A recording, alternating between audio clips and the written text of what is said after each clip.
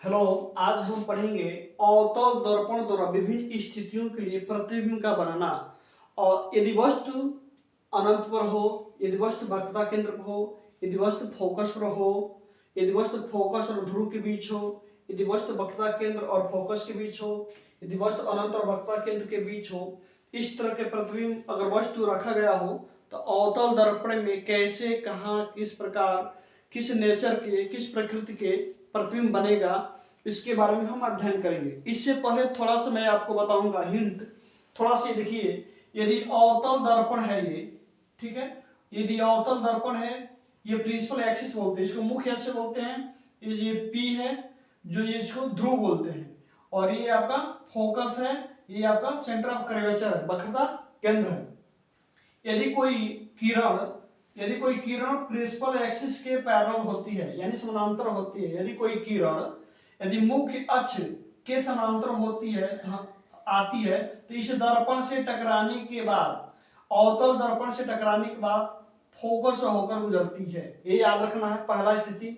यदि कोई किरण हमेशा एक बराबर है, यदि कोई किरण क्या हो, अवतल दर्पण में हो, और ये पी है, ध्रुव है, ये फोकस है, एक वक्रता केंद्र है। यदि और कोई किरण मुख्य अक्ष के समांतर आती है तो दर्पण से टकराने के बाद फोकस होकर गुजरती है। अगर कोई किरण फोकस होकर आती है तो इस दर्पण से टकराने के बाद प्रिंसिपल एक्सिस के समांतर हो जाती है। एक और होता है, अगर कोई किरण, ये बात याद रखना है, ठीक है, अगर कोई किरण अवतल, देखिए ये अवतल दर्पण है, ये पी है, ये फोकस है, ये सेंटर ऑफ कर्वेचर है। अगर कोई किरण अगर सेंटर ऑफ कर्वेचर से होकर आती है तो उसी रास्ते से वापस चली जाती है। अगर कोई किरण सेंटर ऑफ कर्वेचर से होकर आती है तो उसी रास्ते से उसे वापस चली जाती है दर्पण से टकराने के बाद। किस दर्पण से? अवतल दर्पण से। ये तीन बातें मुख्य रूप से ध्यान रखना है, तभी ये समझ में आएगा हमारा ये सारी चीजें। पहला हम देखते हैं क्वेश्चन, ध्यान से समझिए, इसके बारे में समझिए कैसे।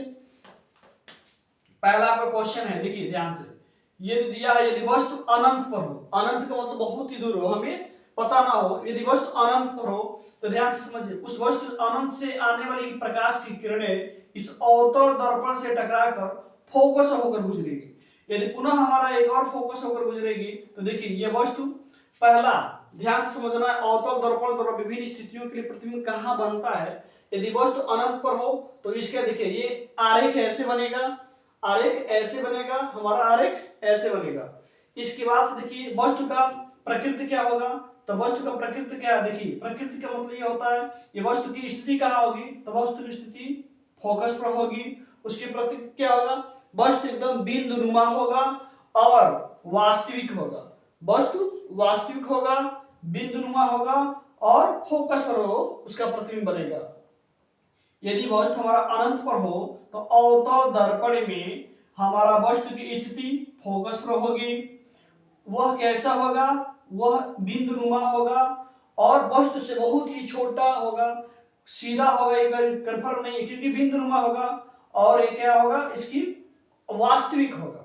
दूसरा कंडीशन समझिए, यदि अनंत एवं वक्रता के केंद्र के बीच हो, अनंत एवं वक्रता केंद्र के बीच वस्तु हो तो समझिए, देखिए ये इधर अनंत है, इधर क्या है, अनंत है, अनंत है, इधर अनंत है, इधर अनंत है, अनंत, एक बार इधर अनंत है, ये अनंत और ये सेंटर ऑफ कर्वेचर, इसके बीच में वस्तु को रखा गया है। तो ध्यान से समझिए, ये वस्तु है, वस्तु से यानी प्रिंसिपल एक्सिस यानी मुख्य अक्ष के समांतर चलने वाली प्रकाश की किरणें इस दर्पण से टकराने के बाद फोकस होकर गुजरी है। और देखिए वक्रता केंद्र से होकर आने वाली किरणें पुनः उसी रास्ते में चलेगी। ये दोनों जहां करते हैं वहीं पे इमेज फॉर्मेशन होता है। यहाँ ध्यान से समझिए, अगर वस्तु हमारा अनंत और वक्रता केंद्र के बीच हो तो ये किरण आरेख ऐसे बनाएंगे और उसके वस्तु की स्थिति, प्रतिबिंब की स्थिति कहाँ होगी, सेंटर ऑफ कर्वेचर और फोकस के बीच होगी। सेंटर ऑफ कर्वेचर और फोकस के बीच यानी अर्थात वक्रता केंद्र और फोकस के बीच होगी। कैसी होगी, इसका प्रकृति क्या होगा, इसके प्रकृति ये होगा, वास्तविक होगा, उल्टा होगा, वस्तु से छोटा होगा। एक बार यदि वस्तु हमारा अनंत एवं वक्रता केंद्र के बीच हो तो इसका इमेज कैसे बनेगा? ऐसे हमारा किरण आरेख होगा, ये अवतल दर्पण है, तो हमारा वस्तु की प्रकृति क्या होगी? वास्तविक होगा। वस्तु की वास्तविक होगा। वस्तु की स्थिति कहाँ होगी? वक्रता केंद्र और फोकस के बीच होगा, और यह वस्तु से बहुत ही छोटा और उल्टा बनेगा। तीसरा देखिए, यदि वस्तु वक्रता केंद्र पर हो, यदि वस्तु वक्रता केंद्र पर हो तो इस तरह से हमारा किरण आरेख बनेगा। ये आपका सी वक्रता केंद्र है, यह फोकस है, और पी आपका ध्रुव है। ध्यान से समझिए, अगर ये ए भी हमारा वस्तु है, ठीक है, अगर वस्तु वक्रता केंद्र पर हो तो हमारा जो वस्तु प्रतिबिंब की स्थिति होगी वो वक्रता केंद्र पे ही होगी। कैसा होगा? उल्टा होगा और वास्तविक होगा। अगला क्वेश्चन देखिए, यदि वस्तु वक्रता केंद्र और फोकस के बीच हो, यदि वस्तु वक्रता केंद्र और फोकस के बीच हो, देखिए ये वस्तु है और ये वक्रता केंद्र है और फोकस के बीच हो, तो ये वस्तु हमेशा क्या होगा? ये देखिए यहाँ से वस्तु ए भी हमारा वस्तु है, इधर वस्तु से आने वाली प्रकाश की किरणें इस दर्पण से टकराने के बाद फोकस होकर गुजर रही है, और पुनः देखिए वक्रता केंद्र से होकर आने वाली प्रकाश की किरणें दर्पण से टकराकर उसी रास्ते से वापिस चली जाएगी। ये दोनों जहां कटे हैं वो हमारा इस पे कटे हैं। देखिए तो ये ए बी, अगर वस्तु हमारा वक्रता केंद्र और फोकस के बीच हो, इमेज हमारा अनंत और वक्रता केंद्र के बीच बनेगा। अगर पूछा था कि वस्तु की स्थिति कहाँ होगी, तो अनंत और वक्रता केंद्र के बीच होगा। कैसा होगा? इसकी स्थिति क्या होगी? तो अनंत और वक्रता केंद्र के बीच होगा। इसका नेचर क्या होगा? तो वास्तविक होगा और उल्टा होगा, वस्तु से बहुत बड़ा बनेगा। अगला देखिए क्वेश्चन, यदि वस्तु हमारा फोकस पर हो तो, यदि वस्तु हमारा फोकस पर हो, यानी वस्तु ए बी हमारा जो है ए बी, यह ए बी जो हमारा है ये वस्तु है। अगर वस्तु ए बी अगर क्या हो, फोकस पर वस्तु को रखा गया हो तो अवतल दर्पण में वस्तु का प्रतिबिंब अनंत पर बनता है। कहाँ बनता है? अनंत पर बनता है। वस्तु से बहुत ही बड़ा बनता है, वास्तविक बनता है और सीधा बनता है, ये कंफर्म नहीं होता है।